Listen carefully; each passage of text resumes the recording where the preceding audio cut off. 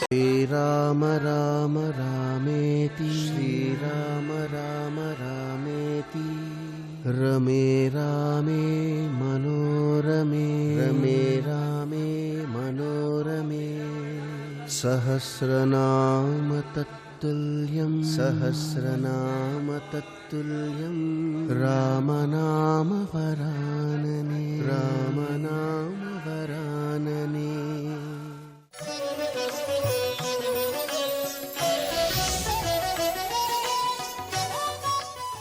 ఇద్దరి మధ్య సంకుల సమరం. ఆయన గాంధర్వాస్త్రం వేస్తే ఈయన గాంధర్వాస్త్రం వేస్తున్నాడు, ఆయన దివ్యాస్త్రం వేస్తే ఈయన దివ్యాస్త్రం వేస్తున్నాడు, ఆయన రాక్షసాస్త్రములు వేస్తే ఈయన దేవతాస్త్రములు వేస్తున్నాడు. రెండు పక్షములలో ఉండేటటువంటి వానర యోధులు రాక్షస యోధులు యుద్ధం మానేశారు. దిక్కుమాలిన యుద్ధం మనం తర్వాత చేసుకోవచ్చు, కొట్టుకోవచ్చు, ఇలాంటి యుద్ధం మళ్ళీ చూసేవాడెవడు, మనకి ఈ అదృష్టం రాదని నిలబడిపోయారు. వాళ్ళు కాదు నిలబడిపోయింది, ఇటు వానరులు నిలబడిపోయారు, ఇటు రాక్షసులు నిలబడిపోయారు. లోకాలలో ఎక్కడ ఋషన్న వాడు ఎక్కడ ఆగిపోలేదు. మహర్షులు, దేవతలు, యక్షులు, గంధర్వులు, కిన్నెరులు, కింపురుషులు తమ తమ రథాలెక్కి అత్యద్భుతం ఈ యుద్ధం. ఇటువంటి యుద్ధాన్ని ఎన్నడూ మనం చూడలేదు. యుద్ధం అంటే రామరావణ యుద్ధమే. దీన్ని చూడాలని వచ్చి ఆకాశంలో నిలబడిపోయారు. ఈ కింద యుద్ధం జరుగుతోంది. ఈ జరుగుతున్నటువంటి యుద్ధానికి అసలు ఇంకా చూడడానికి వర్ణించడానికి అశక్తమైనటువంటి యుద్ధం అన్నమాట. అస్త్రే ప్రతిహతే క్రుద్ధో రావణో రాక్షసాధిప అభ్యవర్షత్ తదా రామం ఘోరాభిః శరవృష్టిభిః తతః శరసహస్రేణ రామం అక్లిష్టకారిణం అర్దయిత్వా శరౌఘేణ మాతలిం ప్రత్యవిద్యత చిచ్ఛేదకేతుం బుద్ధిస్య సరేణైకేన రావణః పాతయిత్వా రథోపస్తే రథాత్ కేతుంచ కాంచనం ఐంద్రానపి జఘానాశ్వాన్ శరజాలేన రావణః. ఆ రావణాసురుడు క్రుద్ధుడై యుద్ధం చేసేటప్పుడు ఇంద్రుడి యొక్క రథానికి సారథిగా ఉండేటటువంటి మాతలని గాయపరిచాడు. ఆ ఇంద్రుడి రథం మీద ఉండేటటువంటి ఆ ధ్వజాన్ని బాణంతో కింద పడేటట్టుగా కొట్టేశాడు. అది కాకుండా రథ చక్రాల్ని ముక్కలుగా కొట్టాడు. దానితో పాటు ఇంద్రుడి యొక్క అశ్వాల్ని శర పరంపరతో దెబ్బతీశాడు. ఆనాడు దేవతలందరూ కూడా భయపడి ఆకాశం మించి రామచంద్రమూర్తి గెలవాలని ఆశీర్వచనాలు చేశారు. రాహువు చేత పీడింపబడిన చంద్రుడు ఎలా ఉంటాడో అలా రావణుడు 10 తలలతో 20 చేతులతో ధనస్సులు పట్టి బాణములను కురిపిస్తే 1000 బాణములు వచ్చి రామచంద్రమూర్తి ఒంటి నిండా నాటుకుపోయి రక్తం ఏరులై కారిపోతోంది. అంత భయంకరమైన యుద్ధం. ఆనాడన్నారు చంద్రుడికి గ్రహణం పట్టిందా అన్నట్టుగా అంతటి రామమూర్తి కూడా నీరసపడిపోయి అసలు ఈ రావణుడిని నిగ్రహించడం ఎలా, ఇంత పరాక్రమమా అని ఆయన కూడా ఆశ్చర్యపోయారు. కానీ తమాయించుకున్న వారై ఏతస్మిన్నంతరే క్రోధాత్ రాఘవస్య స రావణః ప్రహర్తు కామో దుష్టాత్మ స్పృశన్ ప్రహరణం మహత్ వజ్రసారం మహానాదం సర్వశత్రు నిబర్హణం శైలశృంగ నిభైః కూటైః చింతం దృష్టి భయావహం సధూమమివ తీక్ష్ణాగ్రం యుగాంతాగ్ని చ యోపమం అతిరౌద్రం అనాసాద్యం కాలేనాపి దురాసదం త్రాసనం సర్వభూతానాం దారుణం భేదనం తదా ప్రదీప్తమివ రోషేణ శూలం జగ్రాహ రావణః. రావణుడు పరమదుష్టాత్ముడై ఆగ్రహోదగ్రుడై రామచంద్రమూర్తిని చంపాలి అన్న కోరికతో ఎటువంటి శత్రువులనైనా తుదముట్టించగలిగినది, పర్వత శిఖరములతో సమానమైనటువంటి బలం కలిగినటువంటిది, అసలు చూసిన వారికి భయము కలిపేటటువంటిది. పరమశివుడు పట్టుకునేటటువంటి త్రిశూలం ఎంత పదునుగా ఉంటుందో అంత పదునైనది. దేన్నైనా సరే తగిలితే రంపల్ల 2 కింద కోయగలిగినటువంటిది. అటువంటి శూలాన్ని ఒకదాన్ని తీసి మధ్యలో పట్టుకుని అభిమంత్రించి విడిచిపెట్టాడు. ఆ శూలం నిప్పులు కక్కుతూ వస్తోంది. రామచంద్రమూర్తి దాని మీదకి కొన్ని 1000 బాణములు ప్రయోగించారు. అన్ని బాణములను పడగొట్టి ఆ శూలం రాముడి మీదకి వచ్చేసింది. వెంటనే రామచంద్రమూర్తి తన రథంలో ఉన్నటువంటి ఇంద్రుడిచ్చినటువంటి ఆ శక్తి జ్ఞాపకానికి వచ్చింది. సాక్షిప్త రక్షసేంద్రస్య తస్మిన్ శూలే పపాత భిన్నః శక్త్యా మహాన్ శూలో నిపపాత తద్యుతి. ఆ శక్తిని రథంలోంచి తీసి ఒక్కసారి ఆయన విడిచిపెట్టారు. ఈ శక్తి ఆయన వేసిన శూలం 2 ఆకాశంలో కొట్టుకుంటే రెండిటిలోంచి నిప్పురవ్వలన్నీ ఆ ఆకాశంలోకి ఒక్కసారి పైకి లేచి 2 కింద పడిపోయాయి. అప్పుడు రామచంద్రమూర్తి విడిచిపెట్టినటువంటి బాణ పరంపరకి రావణాసురుడు ఇక కదలలేని స్థితి వచ్చేసింది, నీరసపడిపోయాడు. ఇక యుద్ధం చెయ్యలేక రాముడి చేతిలో పడిపోతాడనేటటువంటి సంకేతం స్పష్టంగా కనపడిపోతోంది. అటువంటి స్థితిలో ఇక తన ప్రభువు పడిపోతాడు, బాణములతో రాముడు క్రుద్ధుడై వేస్తున్నాడని గ్రహించినటువంటి సారథి సూతస్తు రథనీతస్య తదమస్తం సమీక్ష్యతం శనైర్యుద్ధాద సంభ్రాంతో రథం తస్యాపవాహయత్. ఆ సారథి ఆ రథాన్ని అక్కడి నుంచి తప్పించి యుద్ధభూమి బయటికి తీసుకెళ్ళిపోయాడు. తీసుకెళ్ళిపోయేటప్పటికి రథం వెనక్కి తిరిగి వెళ్ళిపోతుంటే బాణప్రయోగం చేయకూడదు కాబట్టి మహానుభావుడైనటువంటి రామచంద్రమూర్తి ఆగిపోయారు. ఆ వెళ్ళిపోయిన తర్వాత రావణాసురుడికి ఎక్కడ లేని కోపం వచ్చింది. కోపం వచ్చి సారథితో అన్నాడు, హీనవీర్యమివాశక్యం పౌరుషేణ వివర్జితం భీరుం లఘుమివా సత్వం విహీనమివ తేజస మామవజ్ఞాయ దుర్బుద్ధే స్వయా బుద్ధ్యా విచష్టసే యశో వీర్యంచ తేజశ్చ ప్రత్యయశ్చ వినాశితః యస్త్వం రథమిహం మోహాత్ నచోద్వహసి దుర్మతే సత్యోయం ప్రతితర్కో మే పరేణత్వం ఉపస్కృతః నహి తద్విద్యతే కర్మ సుహృదో హితకాంక్షిణః రిపూణాం సహృతం చైతత్ నత్వైతత్ స్వనుష్ఠితం. నీవు శత్రువీరుల దగ్గర లంచాన్ని పుచ్చుకున్నవాడివి కాబట్టే నేను ఏదో పరాక్రమం లేనివాణ్ణి చేతకానివాణ్ణి అన్నట్టుగా ఎదురుగుండా ఉన్నటువంటి రాముడితో అంత గొప్ప యుద్ధం నేను చేస్తుంటే నాకు అపకీర్తి కలిగేటట్టుగా చేతకానివాణ్ణి అన్నట్టుగా రథాన్ని తిప్పి నువ్వు వెనక్కి తీసుకొస్తావా? ఎందుకు తీసుకొచ్చావు నువ్వు రథాన్ని? నీవు తీవ్రమైనటువంటి నేరాన్ని చేశావు ఇవ్వాలన్నారు. ఆ సారథి అన్నాడు, న భీతోస్మి న మూఢోస్మి నప జప్తోస్మి శత్రుభిః నా ప్రమత్తో న నిస్నేహో విస్మృత నచ సత్క్రియా. నాయన, నేను కావాలని నీ పట్ల అపచారము చెయ్యాలని కాని, భయంతో కాని, మూఢుడనై కాని నిన్ను ఈ రథం మీద వెనక్కి తీసుకురాలేదు. సారథి యుద్ధం చేస్తున్నప్పుడు రథం నడిపేటప్పుడు ఆయన కొన్ని విషయాల్ని గమనించవలసి ఉంటుంది. శ్రమం తవామగచ్చామి మహతారణకర్మణ నహితే వీర సౌముఖ్యం ప్రహర్షం ఓపధారయే. నీవు బడలిపోయావు, నీ ముఖంలో నీరసం కొట్టొచ్చినట్టు కనపడుతోంది, నీకు అస్త్రములు జ్ఞాపకానికి రావట్లేదు, నువ్వు బాణములను సంధించడంలో ఉత్సాహాన్ని కోల్పోయావు. రథోద్వహన ఖిన్నాశ్చ తయిమే రథమాజిన దీనా ఘర్మ పరిశ్రాంత గావో వర్షహతా ఇవ. వర్షము చేత కొట్టబడిన ఆవులు ఎలా బిక్కుబిక్కుమంటూ నిలబడతాయో అలా ఇప్పటిదాకా జరిగిన యుద్ధంలో రథాన్ని లాగినటువంటి గుర్రాలు బడలిపోయి కదలలేని స్థితిని పొందాయి. నిమిత్తాని చ భూయిష్టం యాని ప్రాతుర్భవంతినః తేషు అభిపన్నేషు లక్ష్యామ్య ప్రదక్షిణం. నాకు అక్కడ కలిగినటువంటి నిమిత్తములు శకునములను చూస్తే ప్రమాదము జరగబోతోంది అని నాకు అర్థమైంది. దేశకాలౌచ విజ్ఞేయౌ లక్షణానింగితాని చ దైన్యం ఖేదశ్చ హర్షశ్చ రథినశ్చ బలాబలం. సారథి అయిన వాడు తన వెనకాతల నిలబడి యుద్ధం చేస్తున్నటువంటి రథి యొక్క దైన్యమును కాని, సంతోషాన్ని కాని, హర్షాన్ని కాని, ఆయన పడుతున్నటువంటి ఖేదాన్ని కాని గమనించవలసిన వాడై ఉంటాడు. గుర్రములు బడలిపోయాయా, ఎత్తుపల్లాల్లో ఉన్నావా, ప్రమాదకర పరిస్థితిలో ఉన్నావా అన్నది చూడవలసిన వాడై ఉంటాడు. ఒకవేళ రథ డస్సిపోయి ఉంటే రథాన్ని తప్పించి మళ్ళీ ఉత్సాహం పొందిన తరువాత తీసుకెళ్లవలసినటువంటి కర్తవ్యం సారథి మీద ఉంటుంది.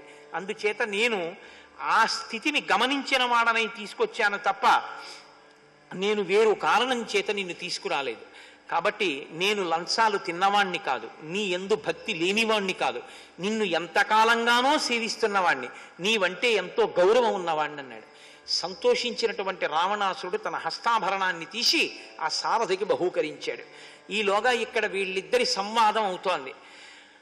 రామచంద్రమూర్తి కూడా బాగా డస్సిపోయారు. ఒంట్లో ఎక్కడా అంగుళం మేర ఖాళీ లేదు. ఇంద్రుడిచ్చిన కవచాన్ని కూడా డొళ్ళగొట్టాడు రావణాసురుడు. ఒంటి నిండా బాణాలే, లలాటము నిండా కూడా బాణాలే, నెత్తురు ధారల కింద కారిపోతోంది. రాముడు నీరసించిన వాడై మనసులో వ్యాకులత చెందాడు. అసలు ఈ రావణుడిని ఎలా సంహరించడం, ఇతన్ని తెగటార్చడం కుదురుతుందా? ఇంత గొప్ప పరాక్రమం ఉన్నవాడు, ఇంత యుద్ధం చేస్తున్నవాడు ఎలా సంహరింపబడతాడు?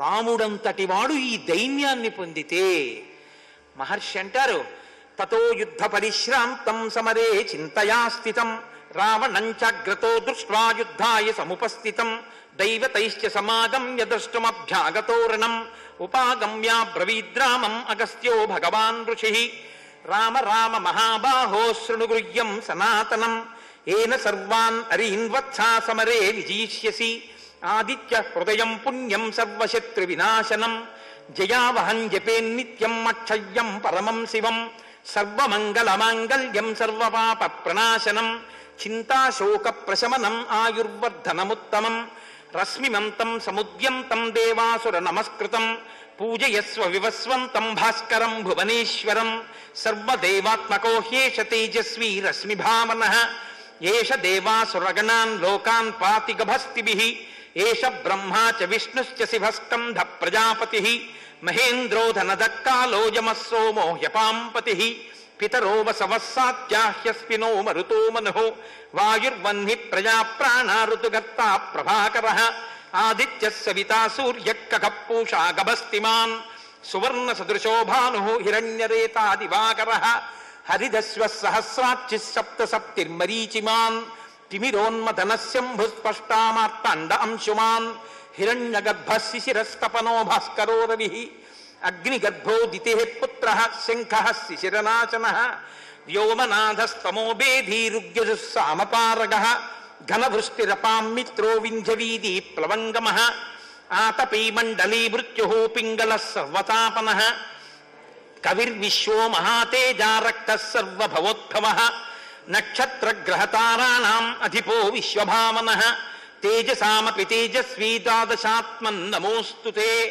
నమః పూర్వాయ గిరయే పశ్చిమే గిరయే నమః జ్యోతిర్గణానాం పతయే దినాధిపతయే నమః జయాయ జయభద్రాయ హర్యశ్వాయ నమో నమః నమో నమః సహస్రాంశో ఆదిత్యాయ నమో నమః నమ ఉగ్రాయ వీరాయ సారంగాయ నమో నమః నమః పద్మ ప్రబోధాయ మార్తాండాయ నమో నమః బ్రహ్మేశానాచ్యుతేశాయ సూర్యాయాదిత్యవర్చసే భాస్వతే సర్వభక్షాయ రౌద్రాయ వపుషే నమః తమోఘ్నాయ హిమఘ్నాయ శత్రుఘ్నాయ అమితాత్మనే కృతఘ్నఘ్నాయ దేవాయ జ్యోతిషాం పతయే నమః తప్తచామీకరాభాయ వహ్నయే విశ్వకర్మణే నమస్తమోభినిఘ్నాయ రుచయే లోకసాక్షిణే నాశయత్యేష వైభూతం తదేవ సృజతి ప్రభు పాయత్యేష తపత్యేష వర్షత్యేష గభస్తిభిః ఏష సుప్తేషు జాగర్తి భూతేషు పరినిష్ఠితః ఏష చైవాగ్నిహోత్రం చ ఫలం చైవ అగ్నిహోత్రిణాం వేదాశ్చ క్రతవశ్చైవ క్రతూనాం ఫలమేవ చ యాని కృత్యాని లోకేషు సర్వయేష రవిప్రభుః ఏన మాపత్సు కృచ్ఛేషు కాంతారేషు భయేషు చ కీర్తయన్ పురుషః కశ్చిన్నావసీతతి రాఘవ పూజయస్వైనమేకాగ్రో దేవదేవం జగత్పతిం ఏతత్త్రిగుణితం జప్త్వా యుద్ధేషు విజీష్యసి అస్మిన్ క్షణే మహాబాహో రావణం త్వం వధిష్యసి ఏవముక్త్వా తదాగస్త్యో జగామ చ యథాగతం ఏతచ్చుత్వా మహాతేజానష్టశోకో భవత్తదా ధారయామాస సుప్రీతో రాఘవ ప్రయతాత్మవాన్ ఆదిత్యం ప్రేక్ష్య జప్త్వా తూ పరం హర్షం అవాప్తవాన్ త్రిరాచం యశుచిద్భూత్వా ధనురాదాయ వీర్యవాన్ రావణం ప్రేక్ష్య హృష్టాత్మా యుద్ధాయ సముపాగతం సర్వయత్నేన మహతామధే తస్య ధ్రువోభవత్ అధిరవరవదన్నిరీక్ష రామం ముదితమనాః పరమం ప్రహృష్యమానః నిశచరపతి సంఖ్యయం విదిత్వా సురగణ మధ్యగచో వచస్వరేతి అని ఆదిత్య హృదయాన్ని ఉపదేశం చేశారు. తో యుద్ధ పరిశ్రాంతం సమరే చింతయా స్థితం. అక్కడ యుద్ధం జరుగుతున్నప్పుడు మధ్యలో వచ్చినటువంటి విరామ సమయంలో భగవానుడైనటువంటి అగస్త్య మహర్షి గబగబా ఆ యుద్ధ భూమిలోకి దిగారు. రామాయణంలో విచిత్రం ఏమిటంటే అవతార ప్రయోజనం సమకూడడానికి, రావణ సంహారం చేయడానికి సీతమ్మ తల్లి ఎక్కడ ఉంటే అపహరింపబడుతుందో అటువంటి ప్రదేశాన్ని నిర్ణయించి అరణ్యకాండలో చెప్పిన వారు అగస్త్య మహర్షి. అందుకే మీకు ఆ రోజున నేను స్పష్టంగా చెప్పా, ఇక్కడే ఉండు అని బాగా ఆలోచించి, లేదులే ఇంకా సీతమ్మ ఒక్కతే ఉండవలసిన సమయం ఆసన్నమైంది, అక్కడుండు అని చెప్పారు. అగస్త్య మహర్షి బ్రహ్మాస్త్ర ప్రయోగానికి కావలసినటువంటి మంత్రాన్ని రాముడికి ఉపదేశం చేశారు. అగస్త్య మహర్షి రాముడు నీరసపడిపోతే ఆదిత్య హృదయాన్ని ఉపదేశం చేశారు. శ్రీరామాయణంలో ఎక్కడా స్తోత్రాలు ఇవ్వరు మహర్షి. అటువంటి మహర్షి ఆదిత్య హృదయాన్ని ఇచ్చారు. కురుపాండవ సంగ్రామంలో ఆవిర్భవించినటువంటి భగవద్గీత ఎటువంటిదో రామరావణ సంగ్రామంలో ఆవిర్భవించినటువంటి ఆదిత్య హృదయం కూడా అటువంటిది. 31 శ్లోకాలతో ఉంటుంది ఈ సర్గ. 107వ సర్గలో చెప్పారు ఆదిత్య హృదయాన్ని వాల్మీకి మహర్షి. ఇందులో ఒకటి శాంతి పాఠంగా ఉంటుంది. ఇకపోతే 30 సర్గలు. 30 సర్గల్లో 9 సర్గలు పీఠికని చెప్తాయి, అంటే ఆదిత్య హృదయాన్ని పరిచయం చేస్తాయి. ఇక 21 సర్గలు. 21 సర్గల్లో 9 సర్గలు ఆదిత్య హృదయ ప్రాశస్యాన్ని వివరిస్తాయి చివర. కాబట్టి ఇంకా మిగిలినవి 12 సర్గలు. ఈ 12 సర్గల్లో 12 ఆదిత్యుల్ని చెప్పారు. ఆదిత్య హృదయం ద్వాదశాదిత్యుల సమ్మేళనంగా సమాహారంగా ఇచ్చారు. అందులో మొదటి విష్ణు స్వరూపం ఆదిత్య స్వరూపం. దాని గురించి మాట్లాడారు. సూర్యమండలాంతర్వర్తి అయినటువంటి భగవానుడి యొక్క తేజస్సు గురించి మాట్లాడారు. ఆ మాట్లాడేటప్పుడు శిష్యుడి మీద గురువుగారికి ఉండేటటువంటి వాత్సల్యం తండ్రి కొడుకు మీద ఎటువంటి వాత్సల్యం ఉంటుందో అటువంటి వాత్సల్యం. అందుకే రామ రామ మహాబాహో శృణుగృహ్యం సనాతనం అంటారు. నేను చెప్తున్నది కొత్తగా ఓ మంత్రాన్ని తీసుకొచ్చి చెప్పట్లేదు. ఇది సనాతనం. మంత్రాలు ఎప్పుడు కనిపెట్టకూడదు. మంత్రాలు ఎప్పుడు కొత్త కనిపెట్టి మంత్రాలు చెప్పడం ఇప్పుడు కొత్తగా తోడు బయలుదేరింది లోకంలో. కొత్త మంత్రాలు, కొత్త దేవతా స్వరూపాలు, కొత్త లఘుగాయత్రులు. వీళ్ళే రాసేస్తున్నారు లఘుగాయత్రులు. వీళ్ళెవరు రాయడానికి? వేదప్రోక్తమై ఉండాలి. ఈశ్వర స్వరూపం వేదప్రోక్తమై ఉండాలి. అంతేగాని మీ ఇష్టం వచ్చిన మూర్తిని ఆరాధించే అధికారం మీకుండదు. పూజ నిరుపయోగం అయిపోతుంది. వేదప్రోక్తమైనటువంటి స్వరూపాలు అయి ఉండాలి. మీరు లేకపోతే ధ్యాన శ్లోకాలు ఎక్కడి నుంచి వస్తాయి మీరు ఆరాధన చేయడానికి? సశక్తియుతమై ఉండాలి. లఘుగాయత్రి వేదంలో చెప్పబడినదై ఉండాలి. కాబట్టి సనాతనం వేదంలో చెప్పబడినటువంటి దాన్నే నేను సమాహారం చేసి చెప్తున్నాను. రామ రామ రామ. ఎంత ఆర్తితో చూడండి ఆయనకి. రామ రామ అని పిలిచారంటే 2 మాటలు ఎందుకు పిలవాలి అంటే ఆర్తి. నాన్న కంగారు పడకో అని పిలిచేటటువంటి తండ్రి కొడుకుని ఎలా పిలుస్తాడో అలా రామ రామ మహాబాహో. ఏమిటా నీరసం? 20 చేతుల వాడి బలమా? నీ 2 చేతులు బలమా? ఒకటి పరశురామ బలం, ఒకటి రఘురామ బలం. లోకాన్ని రక్షించడానికి వచ్చిన బాహువులు. ఆ బాహువులు ఏమిటి? నీరసపడుతున్నావేంటి?